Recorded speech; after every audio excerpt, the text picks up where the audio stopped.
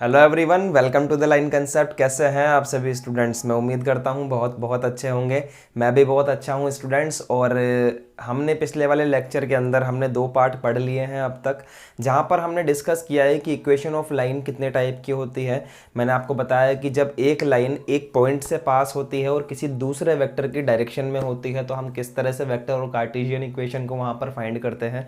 दूसरी बात स्टूडेंट्स कि अगर एक लाइन 2 पॉइंट से पास होती है तो हम किस तरह से उसकी इक्वेशन फाइंड करते हैं। ये बात हम अब तक सीख चुके हैं। ठीक है स्टूडेंट्स, तो आज हम लोग कुछ और कंसेप्चुअल बातें आपसे करने वाले हैं। मैं बता दूं क्या करने वाले हैं। आज हम लोग 2 लाइंस के बीच में एंगल को फाइंड करना सीखने वाले हैं और कुछ इसके बारे में प्रॉपर्टीज हम लोग जानने वाले हैं। तो चलिए स्टूडेंट्स, बाकी बातें आपसे लेक्चर में बोर्ड के साथ ही करते हैं। चलिए बिना कोई टाइम वेस्ट करे स्टार्ट करते हैं।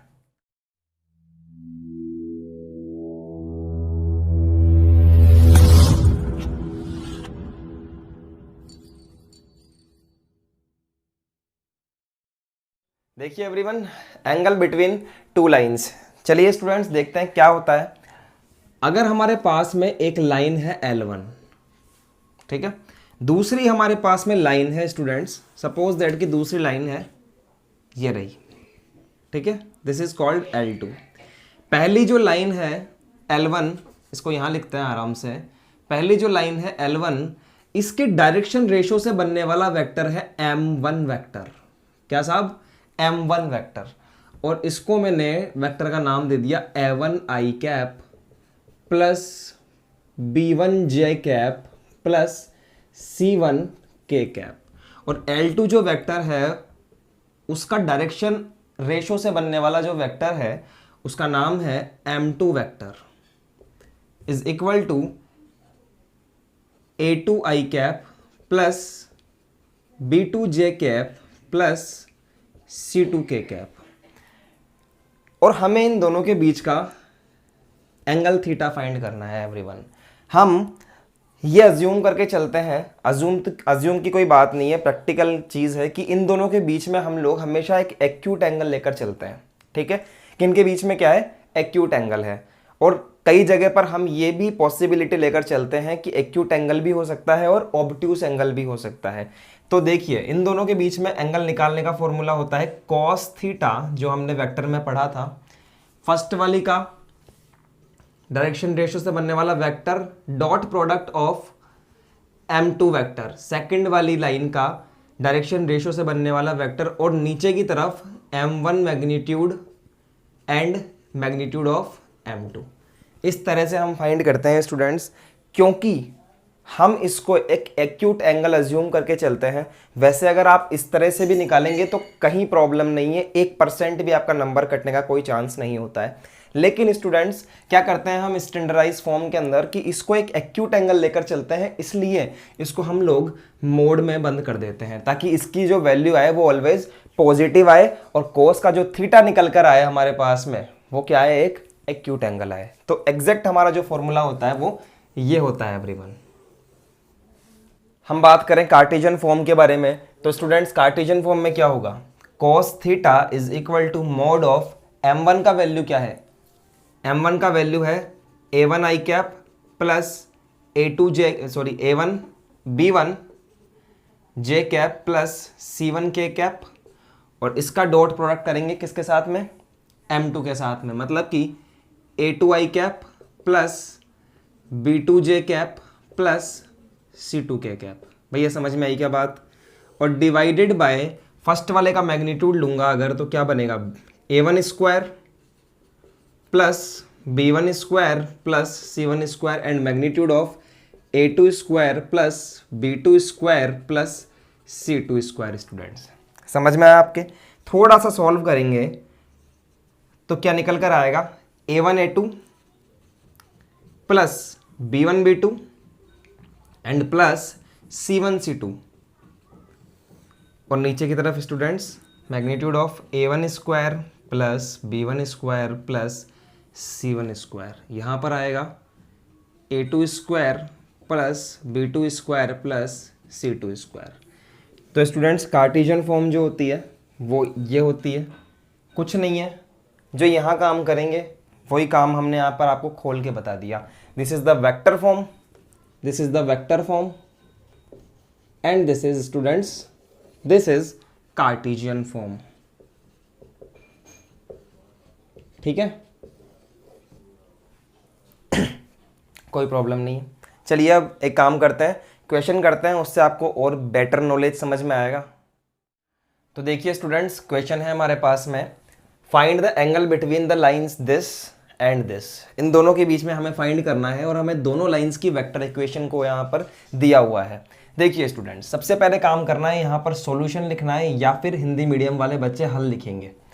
ठीक है, हमने एक डायग्राम ड्रॉ किया, है कैसा भी, एक आर्बिट हमने डायग्राम हमें ड्रॉ करना पड़ेगा ताकि हम अच्छा रिप्रेजेंट कर सकें बेसिकली।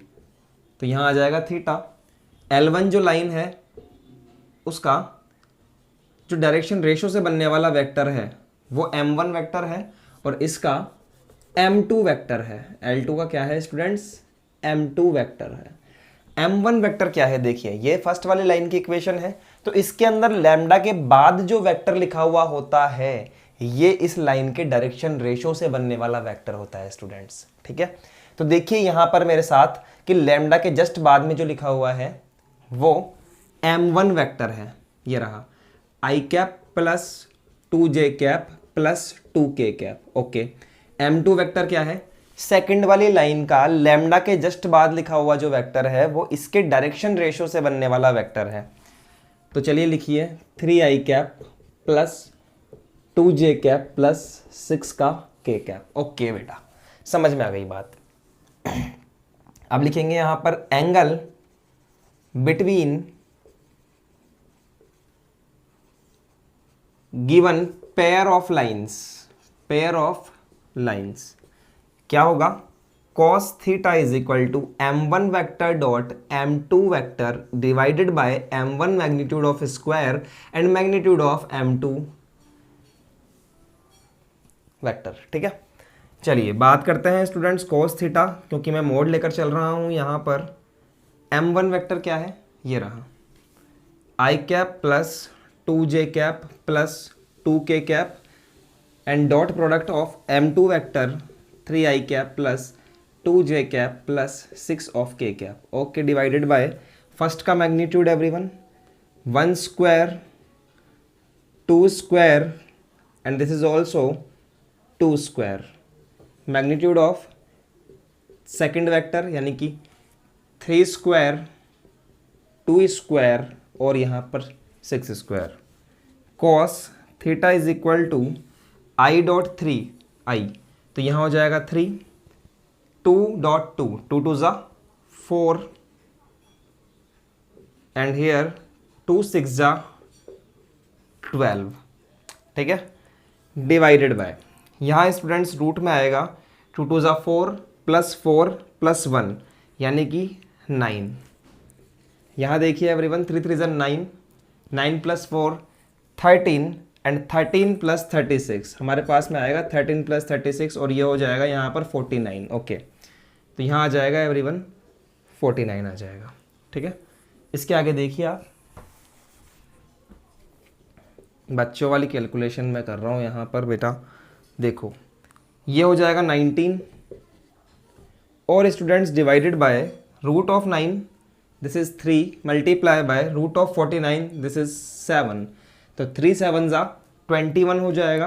तो क्या आ जाएगा students, cos theta is equal to mod of 19 upon 21। अब क्योंकि ये पॉजिटिव क्वांटिटी है तो मोड को हटाने के बाद भी पॉजिटिव रहेगी, तो मैं इस तरह भी इसको लिख सकता हूं।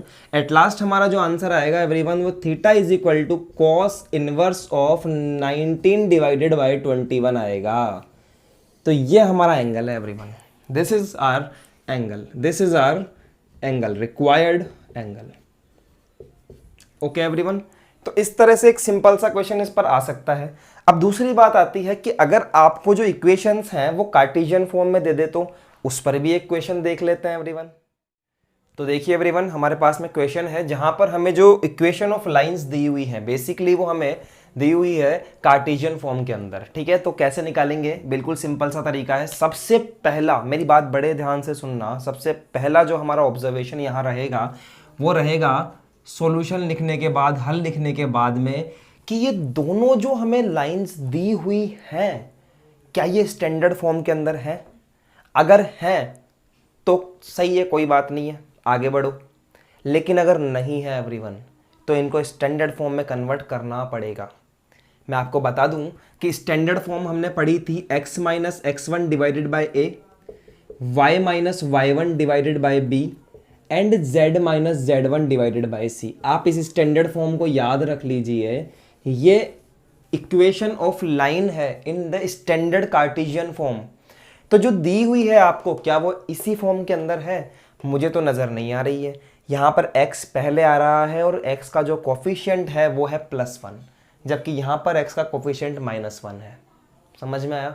तो यहाँ पर हम लोग क्या करेंगे, कन्वर्ट करेंगे स्टैंडर्ड फॉर्म के अंदर। देखिए कैसे, आप इनको दोबारा लिख लो, ऐसा लिखने की ज़रूरत नहीं है कि converting into the standard form. देखिए कैसे कर रहा हूँ स्टूडेंट्स, यहाँ पर x का कोफिशिएंट 1 बनाने के लिए -1 कॉमन ले लिया पूरे में से, -1, तो क्या बनेगा, x minus 5 divided by 3 is equal to, यहाँ पर देखिए y प्लस 3।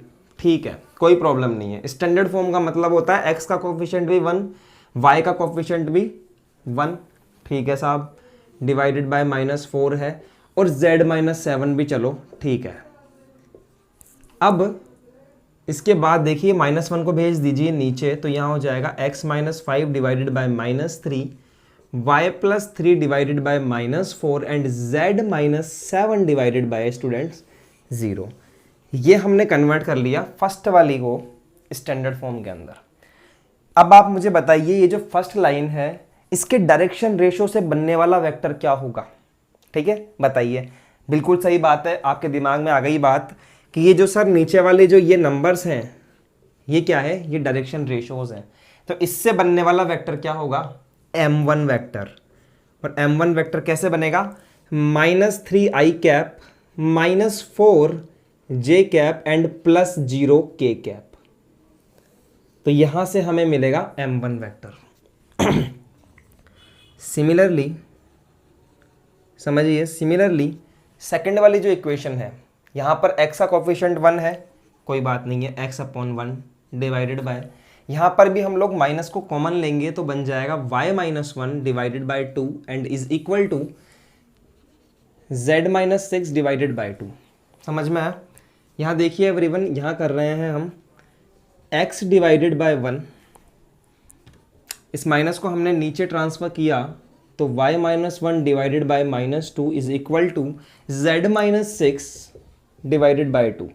आप ध्यान से देखेंगे तो ये एक स्टैंडर्ड फॉर्म में कन्वर्ट हो चुकी है इक्वेशन, क्योंकि x का कोफिशिएंट भी 1 है, y का भी 1 है एंड z का भी 1 है। चलिए, तो यहाँ से हमें मिलेगा स्टूडेंट्स m2 वेक्टर।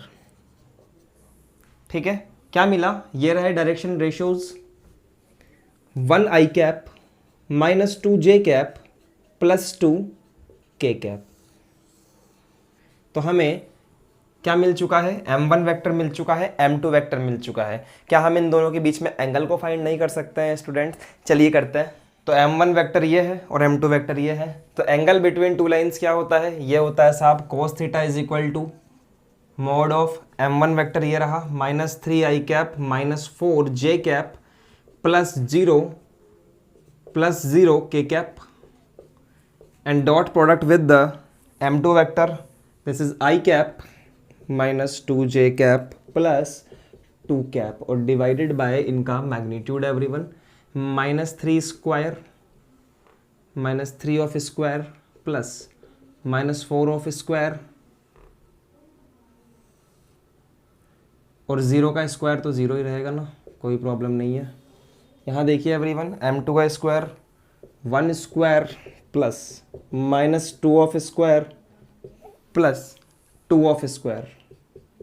ओके साहब, cos theta is equal to -3 multiply by 1, this is -3, -4 multiply by -2 +8, 0 multiply by 2 0 divided by, here the magnitude is 4 4 जा 16 plus 9 25, root of 4 + 4 + 1, this is 9, अब क्योंकि हमारा m1 m2 का काम हो चुका है तो हम इनको रब कर दें यहाँ से।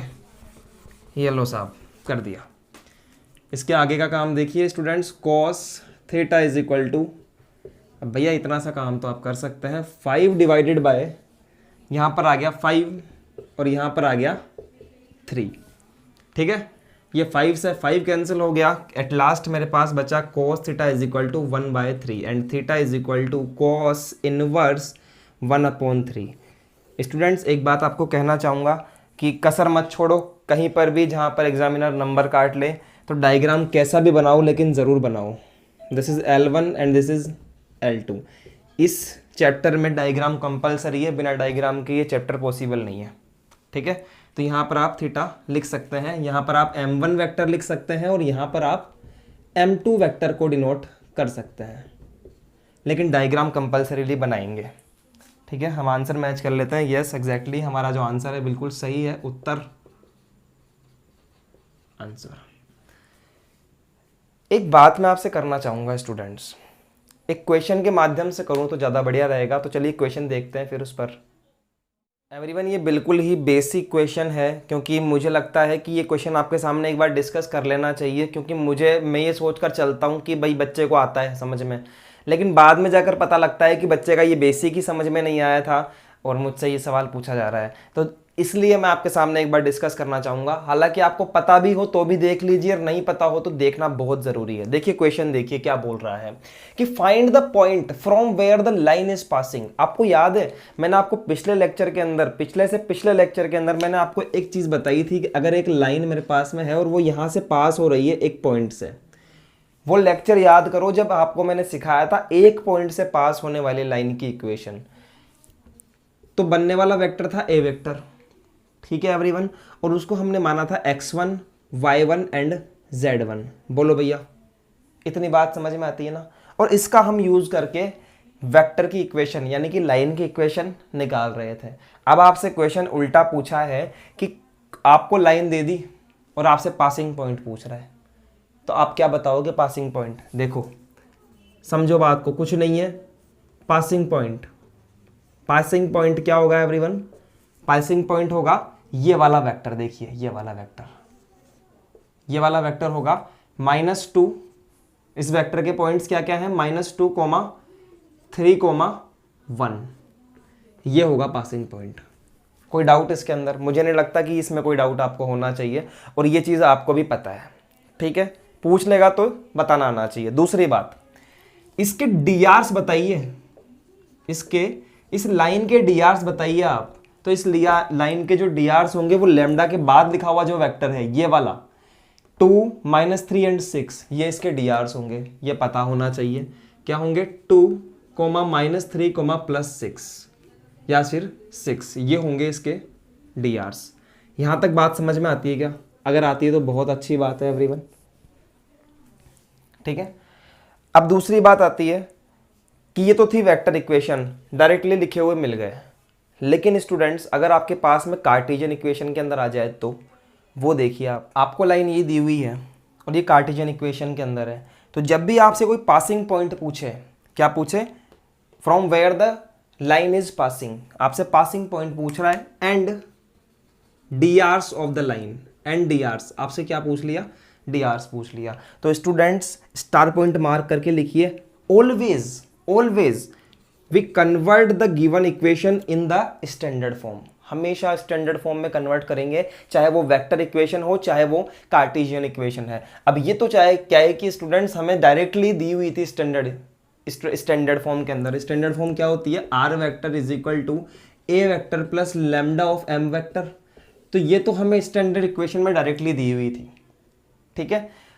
ये दी हुई है या नहीं दी हुई ये हम पता करेंगे। अभी बताया था कि x का कोफिशिएंट 1 होना चाहिए, y का कोफिशिएंट 1 होना चाहिए और z का कोफिशिएंट भी 1 होना चाहिए। अगर ऐसा है तो क्या है, आपकी इक्वेशन स्टैंडर्ड फॉर्म में है, अदरवाइज नहीं है, ठीक है। तो always we convert in standard form. तो स्टैंडर्ड फॉर्म में कन्वर्ट करेंगे, देखिए कैसे, x -1 डिवाइडेड बाय 3, ठीक है। यहाँ से देखिए स्टूडेंट्स, यहाँ से -1 कॉमन ले लिया यहाँ से -1 कॉमन ले लिया तो क्या बनेगा, y -1 डिवाइडेड बाय 2, ठीक है, इज इक्वल टू स्टूडेंट्स, यहाँ पर स्टूडेंट्स z+2 है एक्चुअली, है ना, z+2 है, दोनों कंसेप्ट एक साथ क्लियर हो जाएंगे, z+2 है। तो यहाँ पर देखिए z+2 को मैं कैसे लिख रहा हूँ, ध्यान से देखिए, आपने क्या पढ़ी थी standard equation, x minus x1 divided by a, y minus y1 divided by b, z minus z1 divided by c। सब जगहों पर माइनस है, सब जगहों पर माइनस है, और x y z का कोफिशिएंट 1 है। तो अब तक हम काम क्या कर रहे हैं, सिर्फ x y z का कोफिशिएंट 1 बना रहे हैं, लेकिन एक दूसरी बात और करनी है अब, कि बीच में माइनस भी जनरेट करना है। समझ में आया? तो देखिए x का कोफिशिएंट ऑलरेडी 1 है, बीच में माइनस है, y का कोफिशिएंट हमने 1 कर दिया और बीच में माइनस भी आ गया, बाहर आ गया माइनस। दूसरी बात देखिए, अब यहां पर z+2 है, तो यहां पर कोफिशिएंट तो 1 है लेकिन बीच के अंदर माइनस नहीं है, तो हम क्या करेंगे, यहां पर माइनस को जनरेट करेंगे। क्या मैं इसको ऐसे लिख सकता हूं, z माइनस माइनस का 2 डिवाइडेड बाय 5, ठीक है। हाँ, अब ये बिल्कुल स्टैंडर्ड फॉर्म के अंदर है कि x y z का जो कोफिशिएंट है वो -1 है, सॉरी गलत बोल गया, x y z का जो कोफिशिएंट है वो +1 है, एंड बीच के अंदर माइनस भी है। देखिए ये रहे, इस माइनस को स्टूडेंट्स नीचे ले आइए आप, तब जाकर अच्छे से बात कर पाएंगे कि y minus 1 divided by -2 and z minus minus का 2 डिवाइडेड बाय 5। अब देखिए x y z का कोफिशिएंट 1 है और बीच में माइनस भी है, जब ऐसे जनरेट कर पाओगे तब जाकर स्टैंडर्ड फॉर्म बन पाएगी, ठीक है। तो अब देखिए स्टूडेंट्स, इस इक्वेशन के अंदर पासिंग पॉइंट कौन सा हुआ करता था, x1 y1 z1। तो यहां पर x1 y1 z1 क्या है, x माइनस के जस्ट बाद में जो नंबर लिखा हुआ है 1, यहां पर माइनस के बाद 1 और यहां माइनस के बाद -2। तो देखिए पासिंग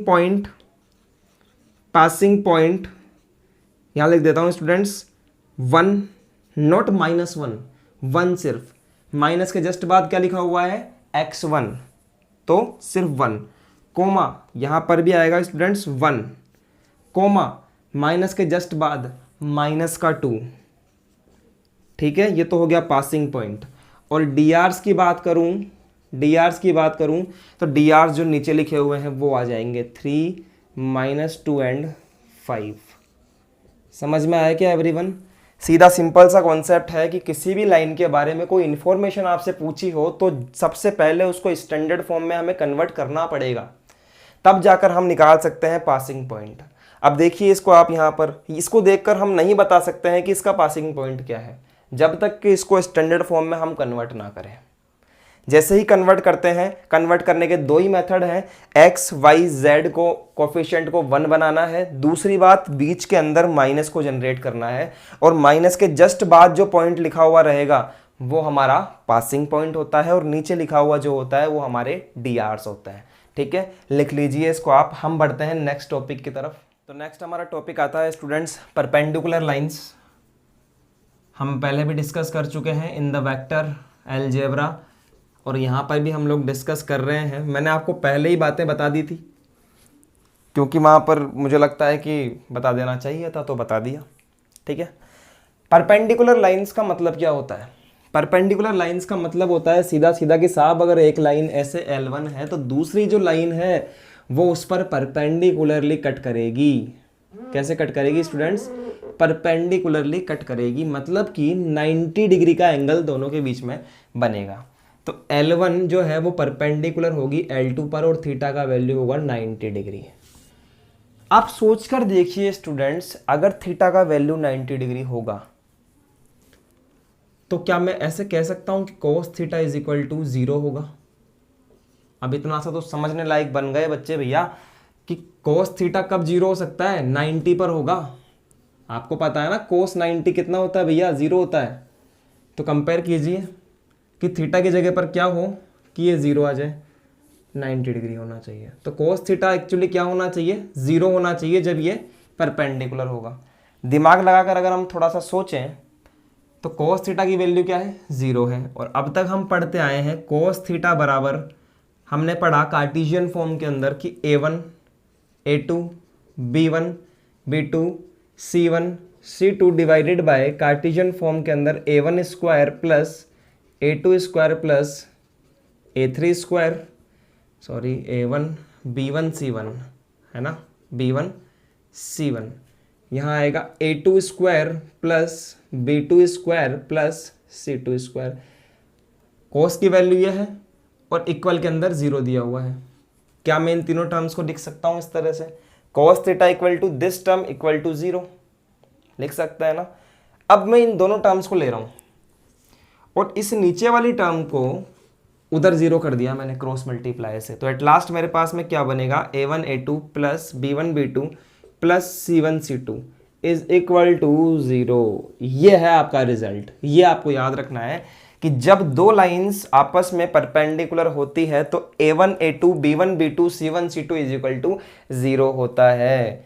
यहां लिख लीजिए आप, when two lines are perpendicular. ये रिजल्ट याद रखना है आपको। कॉन्सेप्ट बताया है कि कैसे आया है और इसके अलावा रिजल्ट भी याद रखना है। क्वेश्चन इस तरह से आ सकता है कि प्रूव दैट, क्वेश्चन इस तरह से आता है इसमें, देखिएगा,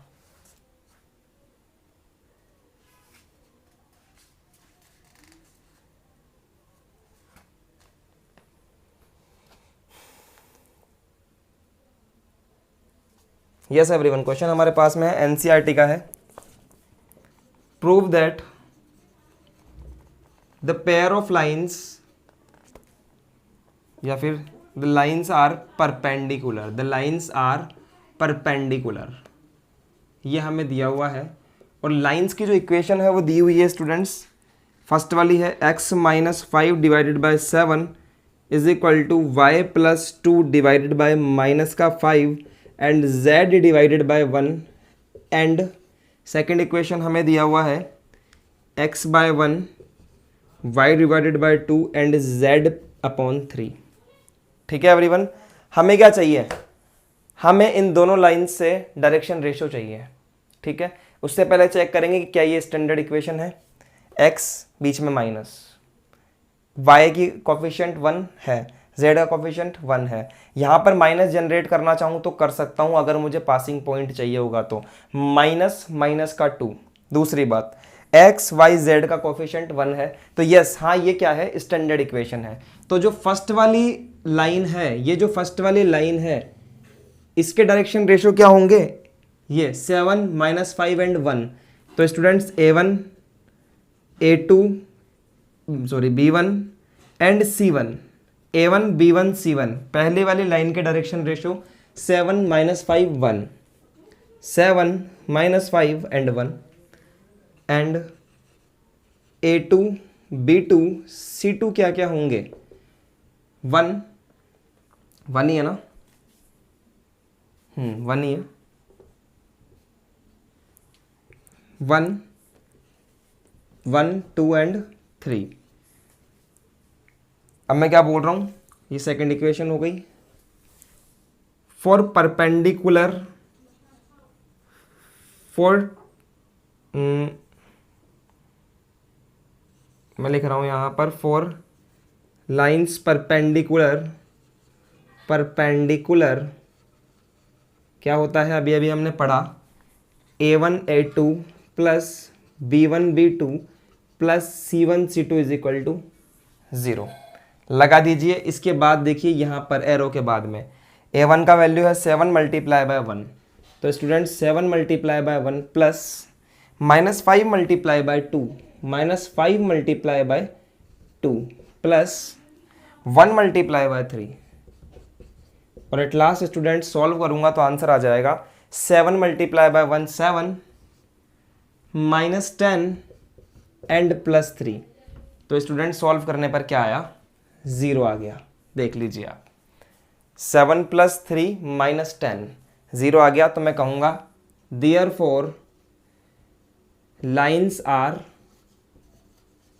परपेंडिकुलर, लाइंस आर परपेंडिकुलर्स। यह हो गया हमारा हैंस प्रूव एवरीवन। चलिए देखिए एक क्वेश्चन और करते हैं हम। क्या कह रहा है यहाँ पर कि find the value of P where the lines L1 and L2 are perpendicular, are perpendicular. अब पता बच्चे देखते क्या करेंगे, अरे इक्वेशन L1 है L2 है, this multiply by this plus this multiply by this plus this multiply by this is equal to 0, मतलब दोनों के डायरेक्शन रेशो का मल्टीप्लिकेशन 0 कर दो, ये करेंगे बच्चे। और मैं आपसे क्या कहूँगा कि हम थोड़े से इंटेलिजेंट हैं, हम सबसे पहले इसको स्टैंडर्ड फॉर्म में कन्वर्ट करेंगे। समझ में आई बात? देखो सॉल्यूशन, देखो स्टैंडर्ड फॉर्म करते हैं इसको, यहाँ से -1 कॉमन ले लो आप, तो बनेगा x-1 डिवाइडेड बाय 3। -1 कॉमन लिया है स्टूडेंट्स, कहाँ क्या काम कर रहा हूँ, L1 के अंदर काम कर रहा हूँ। यहाँ देखिए, यहाँ मुझे कॉमन लेना है 7, तो यहाँ बनेगा y-2 divided by 2p is equal to, यहाँ पर ऑलरेडी है z-3 डिवाइडेड बाय 2। ठीक है एवरीवन, तो यहाँ से हमें x-1 divided bye -3, y-2 divided by 7, 7 कहाँ जाएगा बे, नीचे देखो 2/7p, इस तरह से जाएगा स्टूडेंट्स नीचे की तरफ। कहीं आप यहाँ ले जाओ नीचे की तरफ, यहाँ नहीं जाता है, नीचे जाता है ऐसे कैसे पूरा का पूरा। ठीक है भाई, यहाँ रहेगा तभी तो ऊपर जाता ही है, यहाँ पर इस तरह से कैलकुलेशन का काम है।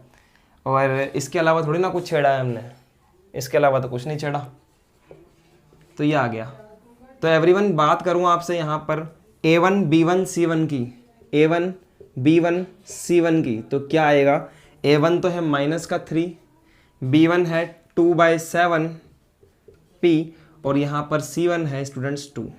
बात करते हैं L2 में, तो L2 क्या है, यहाँ पर भी देखिए आप, यहाँ मुझे -7 कॉमन लेना है, -7 मुझे यहाँ कॉमन लेना है। जैसे ही -7 कॉमन लिया, यहाँ बना x-1 डिवाइडेड बाय 3p, यहाँ पर y-5 divided by 1 is equal to, यहाँ से -1 कॉमन लूँगा एवरीवन, -1 तो आ जाएगा z-6 डिवाइडेड बाय 5, जो कॉमन लिया है उसको नीचे भेज देंगे, तो बनेगा x-1 divided by 3/-7p is equal to y-5 divided by 1, और यहाँ से नीचे आ जाएगा तो z-6 डिवाइडेड बाय -5। भैया समझ में आई क्या बात?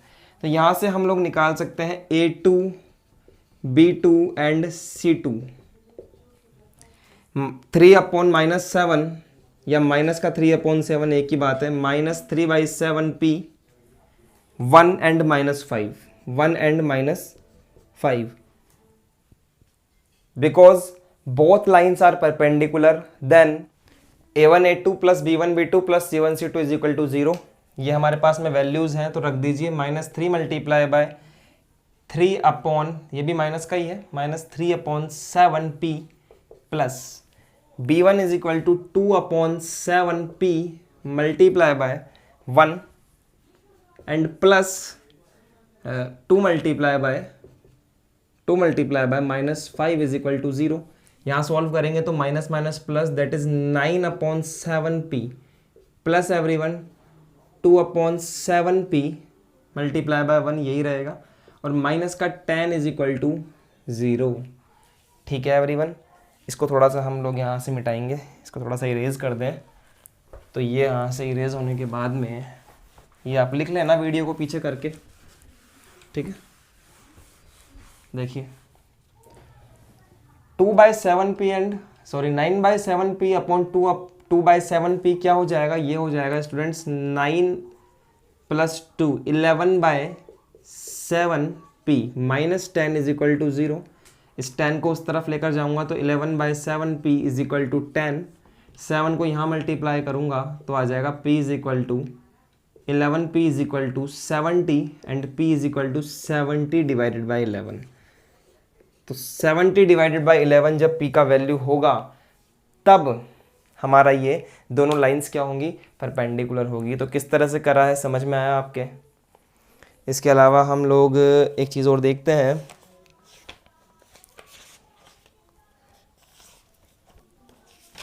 क्वेश्चन नंबर, ये मैंने आपको करवाया क्वेश्चन नंबर 12। यस स्टूडेंट्स, तो मैं आंसर देख लिया हूँ, बिल्कुल एग्जैक्टली आंसर सही है हमारा। तो चलिए स्टूडेंट्स, अब हम देखते हैं हमारी पैरेलल लाइंस, परपेंडिकुलर लाइंस के बाद में पैरेलल लाइंस। चलिए देखिए स्टूडेंट्स, पैरेलल लाइंस क्या होती है? पैरेलल लाइंस वो होती हैं जो एक दूसरे से पैरेलल होती है ऐसे बोलते हैं बच्चे। देखिए क्या होती है पैरेलल लाइंस? जो एक दूसरे के पैरेलल होती है, यही ना? नहीं, ऐसे नहीं बोलते हैं। ऐसे कहते हैं कि सर जिनके बीच में हमेशा डिस्टेंस जो होती है वो ऑलवेज इक्वल होती है। ऑलवेज का क्या मतलब है कि लाइन की तो कोई लेंथ फिक्स होती ही नहीं है। पहली बात तो आपको ये पता रहना चाहिए कि लाइन की कोई लेंथ फिक्स नहीं होती है। लाइन की तो इन्फिनिटी लेंथ होती है। हाँ, लाइन सेगमेंट की कुछ ना कुछ लेंथ होती है, ठीक है। तो लाइंस के अंदर जितनी भी दूरी पर आप लेकर जाओ लाइन को, हमेशा उनके बीच की डिस्टेंस जो कि d मानता हूं मैं, वो हमेशा इक्वल रहनी चाहिए। और ये चीज़ मैंने आपको पढ़ाई हुई भी है लोकस के अंदर। जो बच्चे मुझसे 10th के अंदर भी लोकस का चैप्टर पढ़ चुके हैं उन्हें पता है ये बात। तो d डिस्टेंस रहती है, उन लाइंस को हम कहते हैं पैरेलल लाइंस। पहली बात तो कॉन्सेप्चुअली पैरेलल लाइंस। दूसरी बात, इनके बीच में जो एंगल होता है ना एवरीवन, वो एंगल होता है थीटा इज इक्वल टू 0, ठीक है। तो ऐसी लाइंस जिनके बीच में थीटा इक्वल टू 0 होता है उन्हें हम लोग पैरेलल लाइंस बोलते हैं। इनकी कंडीशन क्या होती है? अगर फर्स्ट वाली इक्वेशन है उसका वेक्टर है m1 वेक्टर और इसका जो वेक्टर है a1 i cap, b1 j cap and c1 k cap, और दूसरा है m2 vector is equal to a2 i cap, b2 j cap and c2 k cap. तो कंडीशन होती है फॉर पैरेलल लाइंस,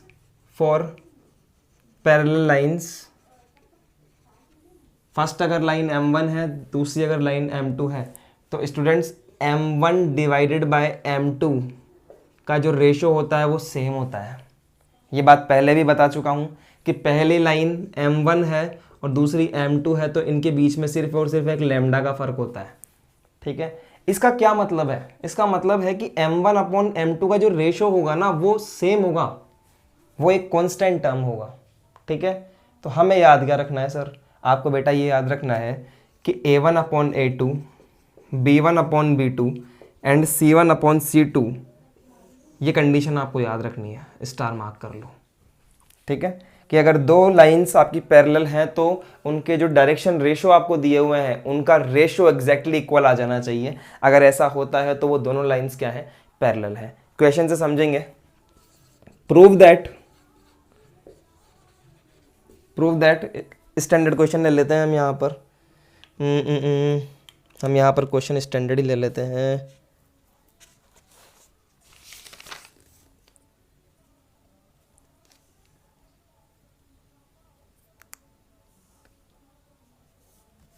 चलिए आपको मैं बताता हूँ, क्वेश्चन अभी ढूंढने में टाइम लग सकता है।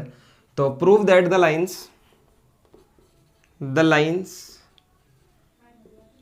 लाइंस इस बार आपको एक तो वेक्टर दे दिया i cap plus 2j cap minus 3k cap lambda 2i cap minus 4j cap plus 6k cap and, और दूसरी लाइन आपकी जो इक्वेशन दिया है वो दे दिया कार्टेशियन फॉर्म में, x minus 2 divided by 4 z 2 minus z divided by 4 8 is equal to z minus 1 divided by 12 are parallel. ऐसे पूछ लिया आपको क्या है, ये पैरेलल है। तो पैरेलल है तो क्या करेंगे? 4 आप a1 a2 a3 तो लिखो पहले, सॉल्यूशन लिखकर देखिए a1 b1 c1 यानी कि फर्स्ट वाली लाइन के direction ratio a1 b1 c1 लिखिए। देखिए यहाँ पर 2 माइनस 4 6, 2 माइनस 4 एंड 6, उसके बाद में एंड L2 क्या दिया हुआ है। अब इसको स्टैंडर्ड में कन्वर्ट करेंगे। किस में कन्वर्ट करेंगे? स्टैंडर्ड में। देखिए ध्यान से, x माइनस 2 डिवाइडेड बाय 4 कोई प्रॉब्लम नहीं है, x का कोफिशिएंट 1 है, बीच में माइनस भी है, ठीक है। चलिए यहाँ देखिए स्टूडेंट्स, यहाँ मैं माइनस को कॉमन ले रहा हूँ तो z माइनस 2 डिवाइडेड बाय 8 और z माइनस 1 डिवाइडेड बाय 12। अब यहाँ से देखेंगे a2 b2 c2 is equal to, this is the 4। यहाँ पर इस माइनस को नीचे ले आएंगे एवरीवन, इस माइनस को यहाँ से नीचे ले आएंगे, आप लिख लेना, मैं डायरेक्ट लिख रहा हूँ। तो यहाँ का हो जाएगा -8 और यहाँ हो जाएगा स्टूडेंट्स 12। ठीक है, ये आपने लिख लिया है। मैं आपको छोटा सा यहाँ बता देता हूँ बिना मिटाई ही। इसके बाद का जो स्टेप है वो यहाँ देखिए। इसके बाद का जो स्टेप है, for parallel lines A1/A2 is equal to B1/V2 is equal to C1/C2। ये कंडीशन है। आप निकालिए A1/A2। सबसे पहले हमने निकाला A1/A2, 2/4, 2 डिवाइडेड बाय 4 कैंसिल करके आया 1/2। ओके, फिर हम निकालेंगे B1/B2, -4 डिवाइडेड बाय -8। तो -4 डिवाइडेड बाय -8 यहाँ पर भी आया एवरीवन 1/2। और स्टूडेंट्स हमने निकाला C1/C2 निकाला, तो वो क्या आया 6/12 और यहाँ पर भी कैंसिल करके आ गया हमारे पास में 1/2 एवरीवन। तो देखिए आप A1/A2 equal to B1/B2 equal to C1/C2, तीनों 1/2 आए हैं। तो ये आप लिख लिए होंगे, मैं ये मानकर चल रहा हूँ। तो चलिए इसको रब करके बताता हूँ। देखिए here A1/A2 B1/B2 equal to C1/C2 is equal to 1/2 है। Hence line 1 and line 2 are parallel.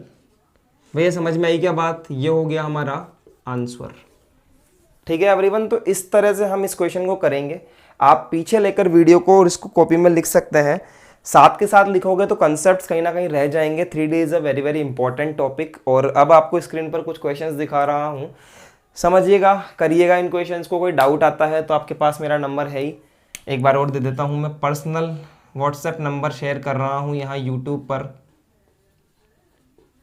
ये मेरा नंबर है स्टूडेंट्स, यहाँ आप मुझे कांटेक्ट कर सकते हैं, यहाँ आप मुझे पूछ सकते हैं जो भी आपको डाउट्स आता है। देखिए क्वेश्चंस, ये कुछ क्वेश्चंस हैं और ये आपको करने हैं एवरीवन।